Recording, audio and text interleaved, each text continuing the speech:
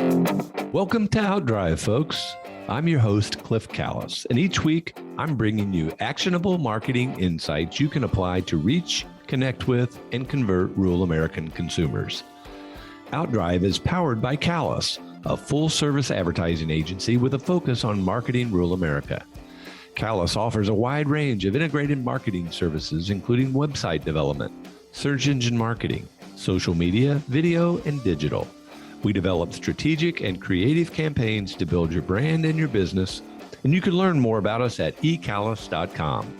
Now join me in the front seat as we head out on the road to success. Let's go. Hey folks, welcome to Outdrive. We've got another great story to share with you today about life and work in rural America. I always enjoy it when I get the opportunity to help tell a story that's based on hard work, family, leadership, and divine intervention. And that brings us to our guest today. Tucker Hancock is the owner and president of Fern Thatcher, a well-known brand in the leather industry that creates, makes, and distributes a variety of quality leather goods for a variety of industries. From leather headbands for cowboy hats to Bible covers to patches on trucker hats, Fern Thatcher is growing their business one piece of leather at a time. Stay with us as Tucker shares his personal experiences playing football at the Air Force Academy, to his time serving our country in the military, to developing his hobby of leatherworking into a real business. It's a great story, and I'm happy to share it with you today. Welcome to Outdrive, Tucker. Oh, thank you very much. Thanks for having me. Been looking forward to having you on here. I'm excited to learn more about the leather business. You know, we have had some clients over the years that have cut and sewn and produced leather products. I'm kind of interested to hear it from your perspective and talk about your business model and how you got into business. And certainly, since our focus is marketing, we want to know about how you market your products and services and how you attract new customers. And there's lots for us to talk about. But before we get to any of those things, how about just sharing a little bit about your background? Yeah, so a little bit about me. I grew up in Texas, just outside of Austin. That's where I met my wife, and she was also out of Austin.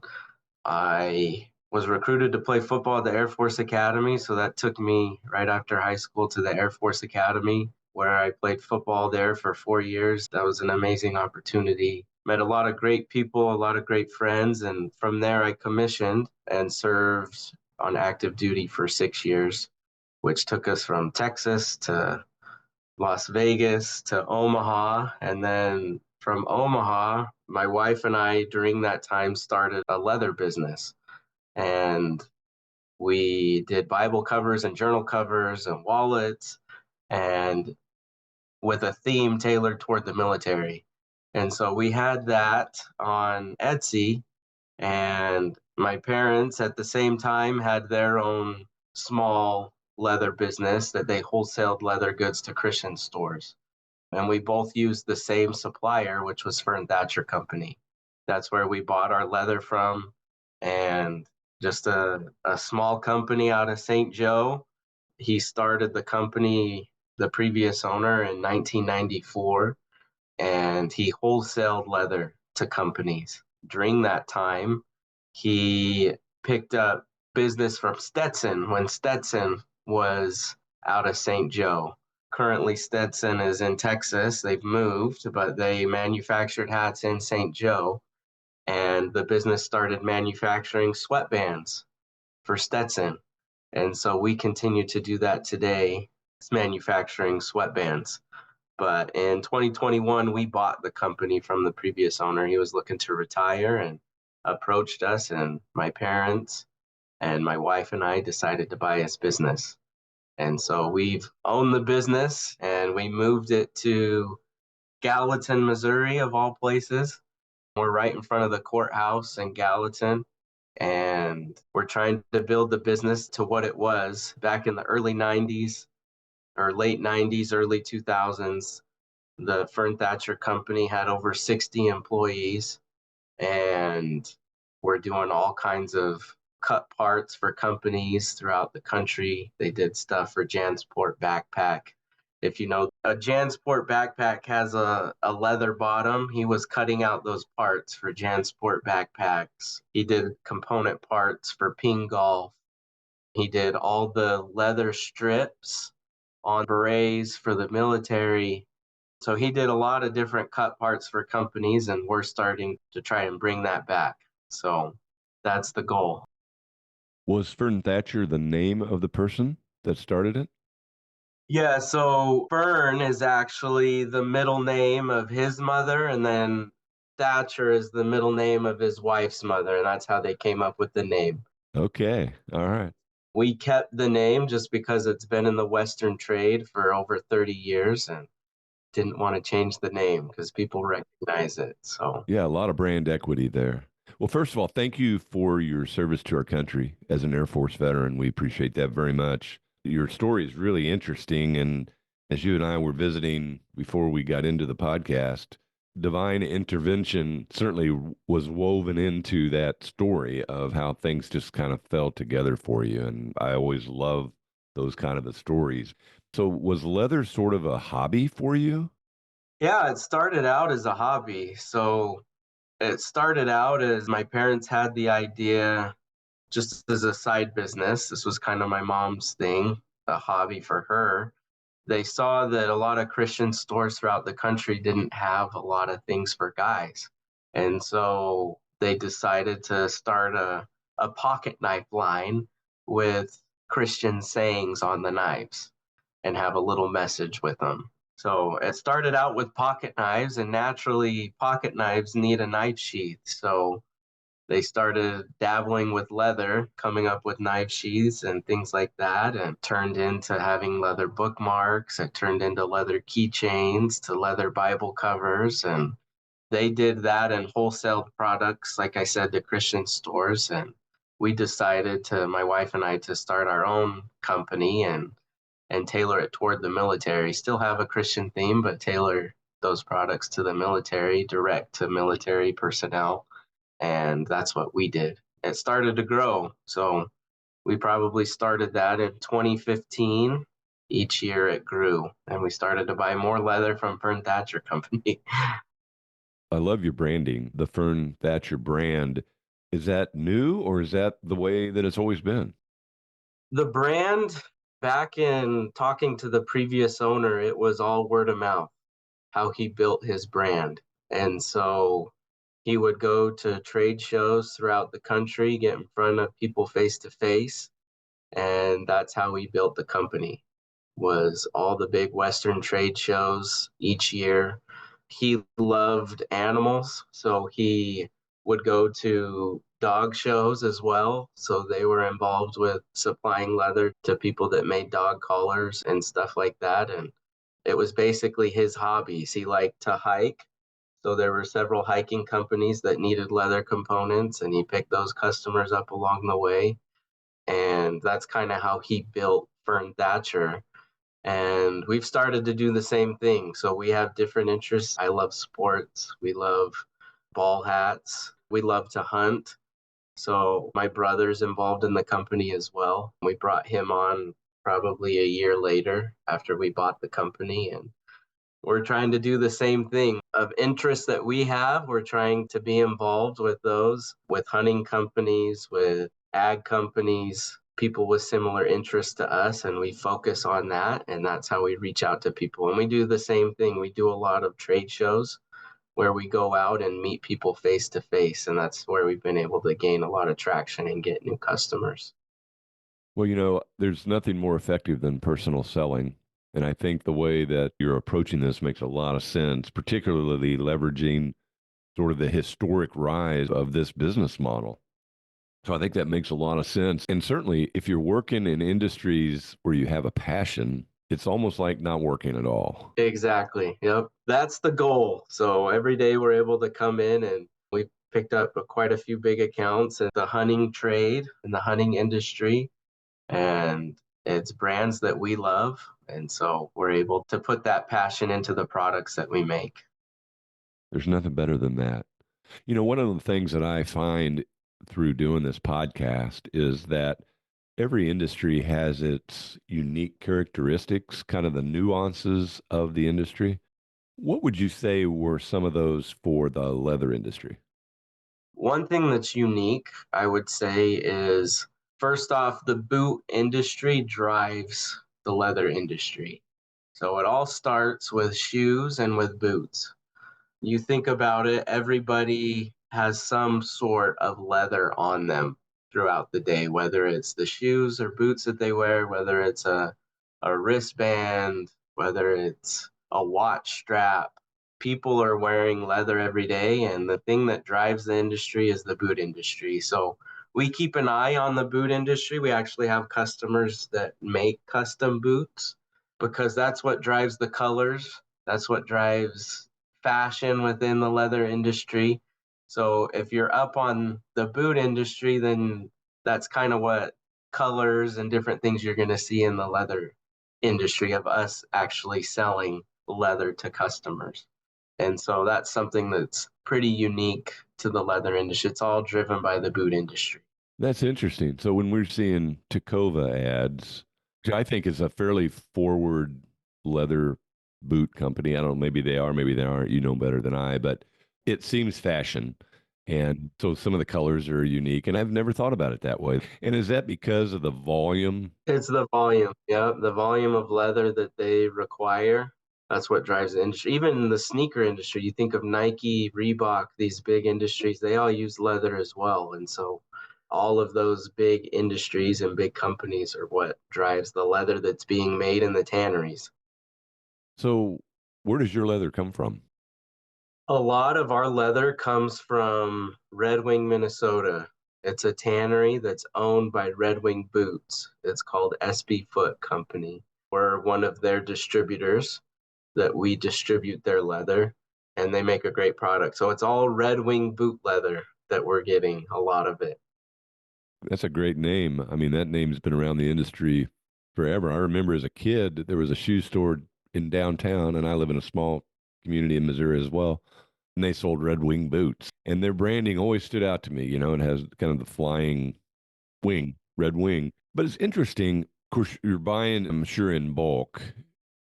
Yep. So we've got, just to explain our business a little bit better, we have, I would say, three parts to our business. The very first part is we wholesale leather. So we distribute leather throughout the country to companies, to makers. A lot of our big customers are famous shat makers. We sell a lot of leather to shat makers. I sell a lot of leather to saddle pad companies. It's the wear leather that goes on the side of a saddle pad that goes under a saddle. We do cut parts for them where I cut out the wear leather for them, or I sell them pallets of leather. And we also have bag makers that are customers. And that's one side of the business where I'm wholesaling leather to companies. And then the other part of our business is we provide a cut part service.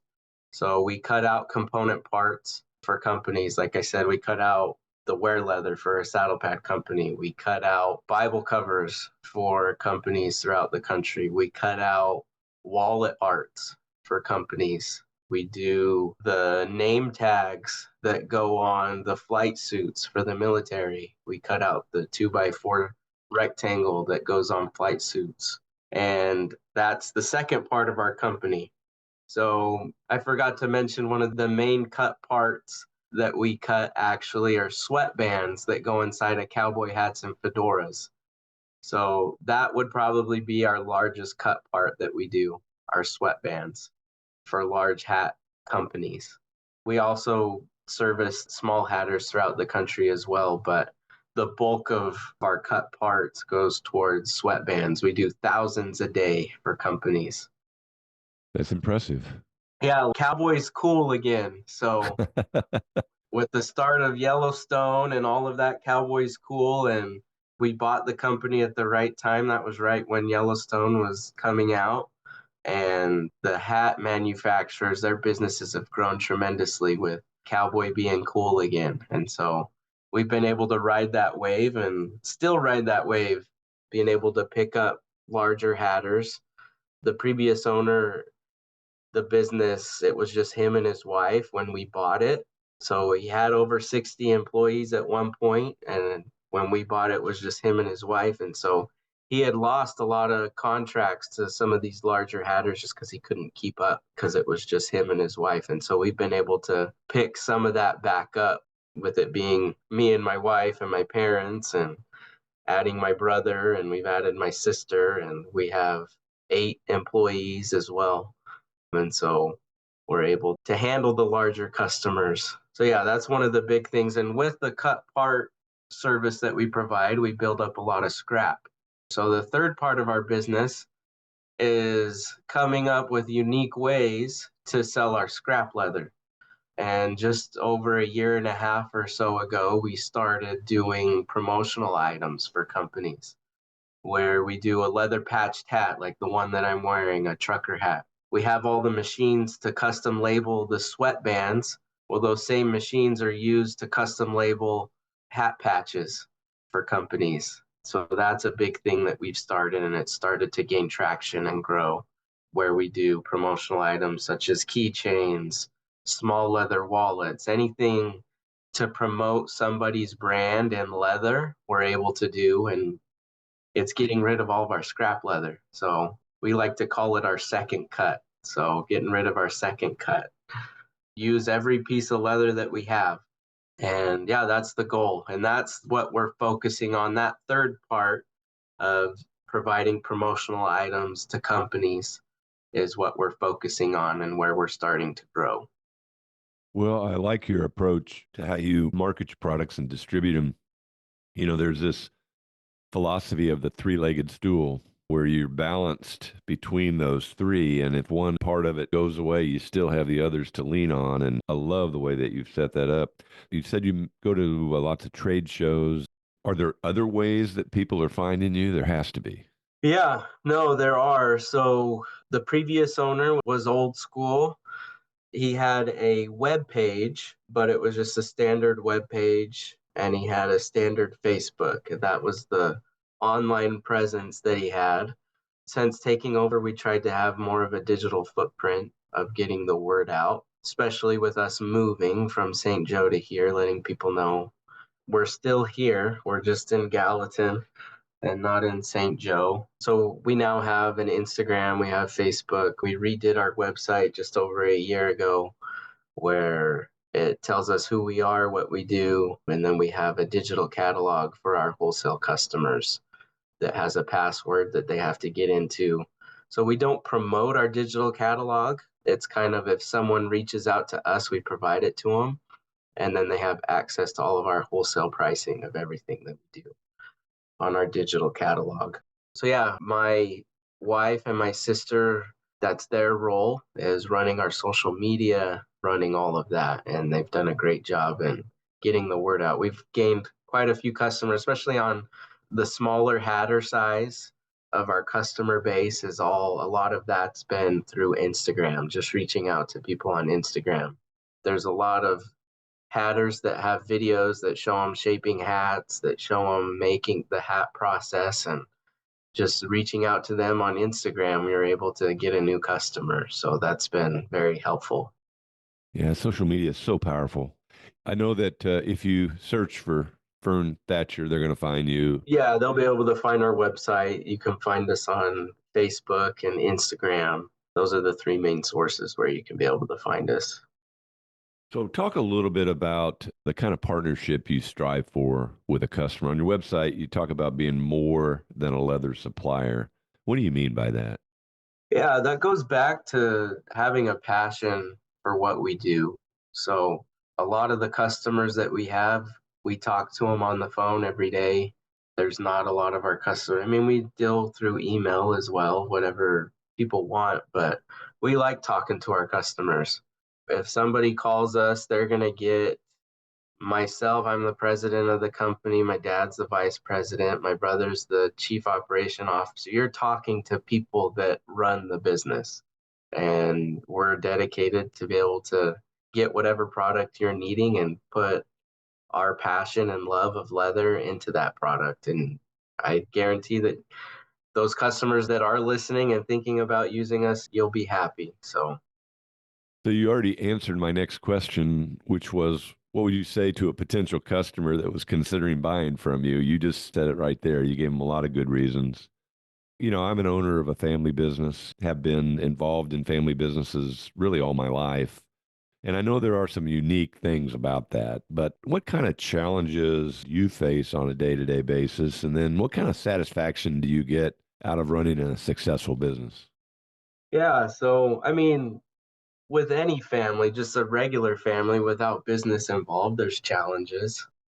Sure. And so the challenge is separating business and personal life. And so I think that's the main challenge. I had just mentioned to you before we started the podcast, in our shop, we have a playroom for all of our kids. So our kids are growing up in the leather shop. So the dynamic of we've got cousins and it's not a quiet workplace. And so there's challenges that come with that, but I wouldn't trade it for the world. Like I said, I was in the military active duty. That took me away from home a lot. The fact that I can have my kids and be with my wife and have family here while we're working, doing something that we all love. I mean, that's my dream in life to be able to be with my family while still working. So I think that it's been good and it does come with challenges. I mean, there's always when you're telling your mom to do something, it's like, oh, not always the greatest thing at times. My mom's amazing. But that dynamic of, okay, the president of the company needs something to get done, but you have that father son relationship too. You have your mother son relationship, your brother sister relationship. Sometimes that can get in the way, but I wouldn't trade it for the world. So, It doesn't get any better. It always works out. That's right. Well, playing college football, what a great experience and opportunity serving our country in the Air Force. I'm sure that probably shaped your perspective on wanting to be with your family. Talk a little bit about some of the leadership principles and philosophies that you took away from those experiences that guide your day to day decision making. yeah, the Air Force Academy is a great institution to, I mean, the goal is to build leaders. That's the main goal at the Air Force Academy is. And so I look back on that and yeah, it was a great opportunity to realize what kind of leader I wanted to be and try to use that in the business world. So there's a saying in the Air Force, a service before self. And I think that that's a key thing that I strive to do. I'm not the best at it. I'm always working at that, but putting the needs of those below you first and usually everything else works out. So if you create an environment for people where they feel safe, they feel comfortable to be themselves, they're happy coming to work, you're putting their needs first, being personable to them, then work actually gets done. And so all the things fall into place. And so I think that's what my leadership principle kind of bases on that of putting others first. So service before self. Well, I think that's a great approach to leadership for sure. I want to go back just a minute and talk a little bit about some of the products and services that you sell because I want to make sure that whoever out there that's listening understands who you are, what you're all about, but what you could do for them. And so I saw that you have a product or brand maybe called Leatherific. What is that? So that is a leather transfer sheet. My mom actually came up with it. I call her our creative officer. So she's our chief creative officer, the CCO. She's very, very creative. And she came up with this product, and she'll claim that it didn't come from her. Another thing that was divine intervention. And she had the idea and started testing it. It was a way to take a full color image and transfer it onto leather. And so she had the idea. It took us about a year to refine it and to come up with a leather transfer sheet that you can put in an inkjet printer.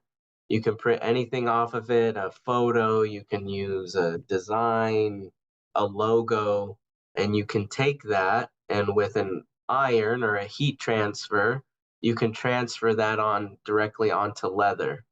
And that's what leatherific is. That's where leatherific was born. And so we actually use a lot of that on our promotional side of the business. So we can take a full color logo and be able to put it in leather. That's awesome. So is all of your business business to business, or if I'm a consumer out there and I want a leatherific product, can I contact you directly? Yes, you can contact us directly. Most of our business, Fern Thatcher Company, is our wholesale side of the business. We created a retail side called Hometown Leatherworks. We built that just over, it's probably been a year and a half. And that's where you can find finished goods. Hometown Leatherworks is more tailored toward, honestly, the quilting industry. So we're not far from Hamilton, and Hamilton has one of the largest quilt companies in the United States, which is crazy.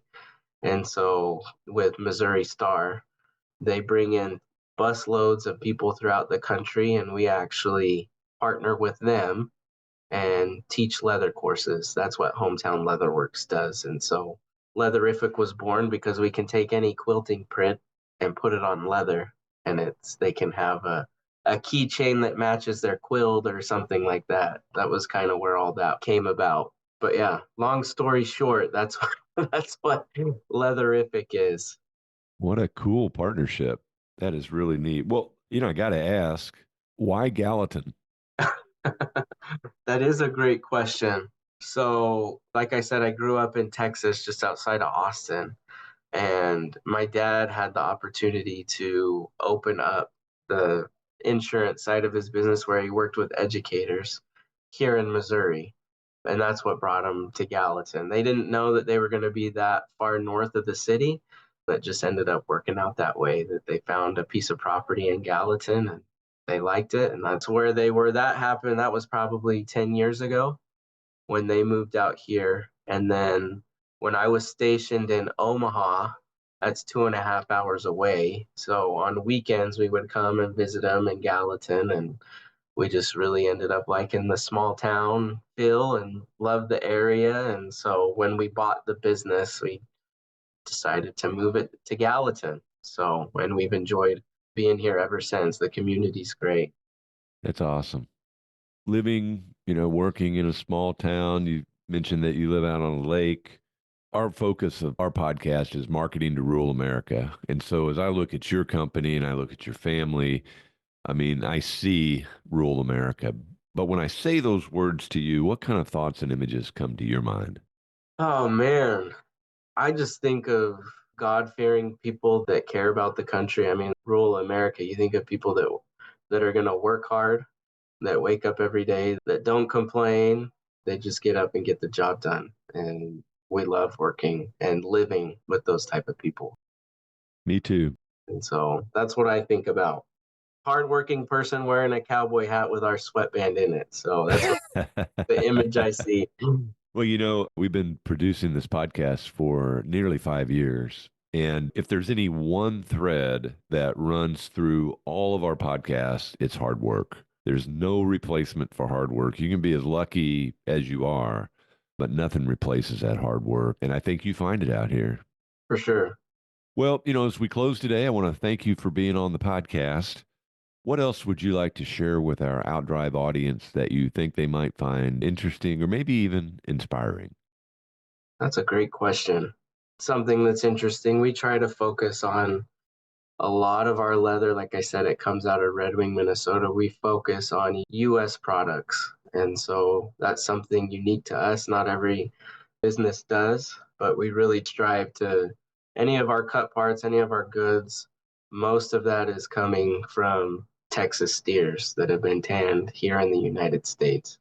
And so we take pride in that. And I would say that that's one thing to hopefully inspire your listeners to reach out to companies that really strive to do that. So that's one thing that's we really strive to do Go USA. for sure. Hey, Tucker, thanks for being with us today.